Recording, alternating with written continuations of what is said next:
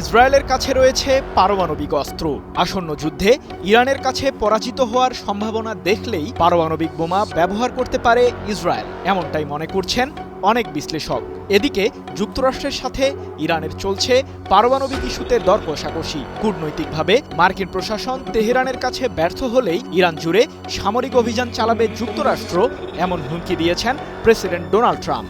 এমন টালমাটাল পরিস্থিতির মধ্যে সামনে এসেছে ইসরায়েলের পারমাণবিক শক্তি অর্জনের বিষয়টি। অবশেষে কি ইসরায়েলিরাই পারমাণবিক হামলা চালাবে? ৬টি পরমাণু বোমা তৈরির জন্য পর্যাপ্ত ইউরেনিয়াম রয়েছে ইরানের কাছে। দেশটি পারমাণবিক অস্ত্র তৈরির দ্বারপ্রান্তে। সম্প্রতি জাতিসংঘের পরমাণু সংস্থা IAEA এমন দাবি করলে ইরানকে ঘিরে চিন্তায় পড়ে হোয়াইট হাউস। দফায় দফায় বাণিজ্যিক নিষেধাজ্ঞা জারি করেন মার্কিন প্রেসিডেন্ট ডোনাল্ড ট্রাম্প। সমঝোতায় আসতে তেহরানের সাথে আলোচনার ডাক দেয় ওয়াশিংটন। এমনকি পারমাণবিক ইস্যুতে ইরানের সাথে যুক্তরাষ্ট্র চুক্তি করতে ব্যর্থ হলে তেহরান জুড়ে সামরিক হামলা চালানোর হুমকিও দেন প্রেসিডেন্ট ট্রাম্প। আর এক্ষেত্রে তিনি ইসরায়েলের প্রধানমন্ত্রী বেনিয়ামিন নেতানিয়াহুকে দায়িত্ব দেন।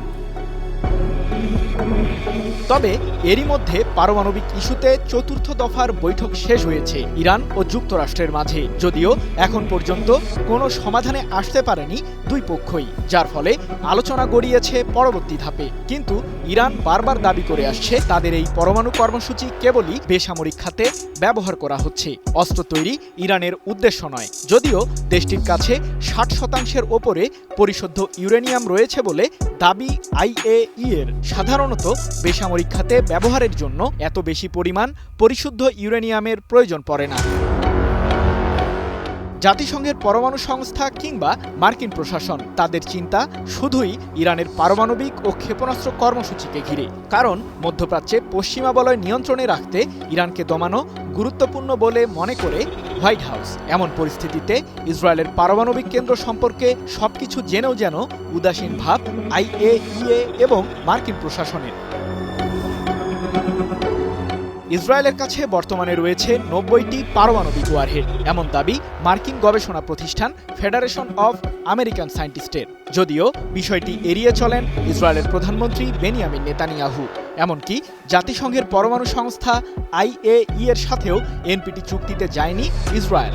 এই চুক্তির মাধ্যমে কোনো দেশ নিজেদের পারমাণবিক কার্যক্রম প্রসঙ্গে ঘোষণা দিয়ে থাকে।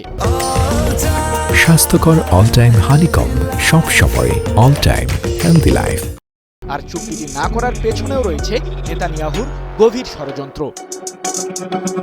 মধ্যপ্রাচ্যে ইরানকে প্রধান শত্রু হিসেবে মনে করে ইসরায়েলের সরকার, কারণ ফিলিস্তিনের স্বাধীনতার পক্ষে কড়া অবস্থান তেহরানের। এমনকি ২০২৩ সালের অক্টোবরে ফিলিস্তিনের গাজা উপত্যকায় নেতানিয়াহুর সামরিক বাহিনী আগ্রাসন শুরু করলে প্রতিরোধ বলয় গড়ে তুলে ইরানও। গত বছর কয়েক দফায় ইসরায়েল জুড়ে ড্রোন ও ক্ষেপণাস্ত্র হামলা চালায় ইরানের সর্বোচ্চ প্রতিরক্ষা বাহিনী IRGC।